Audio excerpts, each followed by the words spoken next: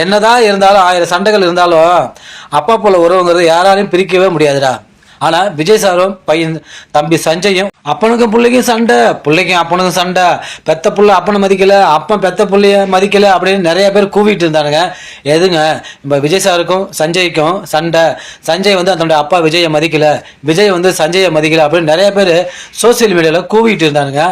இப்போ ஒரு நிகழ்ச்சியில், டிவி நிகழ்ச்சியில் சஞ்சய் என்ன சொல்லியிருக்காருன்னு பார்த்தீங்கன்னா, நிகழ்ச்சியாளர் கேட்குறாங்க, நீங்கள் டைரக்ட் பண்ண படம் மிகப்பெரிய ஹிட் ஆகி உங்களை ஹாலிவுட்டுக்கு டைரக்ட் பண்ண கூப்பிட்றாங்க, அப்போ நீங்கள் இந்தியாவிலேருந்து எந்த ஹீரோவை கூப்பிடுவீங்க அப்படின்னு கேட்டதுக்கு அவர் டக்குன்னு சொன்ன வார்த்தை என்னதுங்களா, அப்பாவை தான் கூப்பிட்டு போவேன், என்னுடைய மெயினில் அப்பா தான் இருக்காரு அப்படின்னு ஒரே அடி அடிச்சிட்டாருங்க. இப்போ போதுமாடா அவங்களுக்கு, பையன் வர்றா. என்னதான் இருந்தாலும் 1000 சண்டைகள் இருந்தாலும் அப்பா போல உறவுங்கிறது யாராலையும் பிரிக்கவே முடியாதுடா.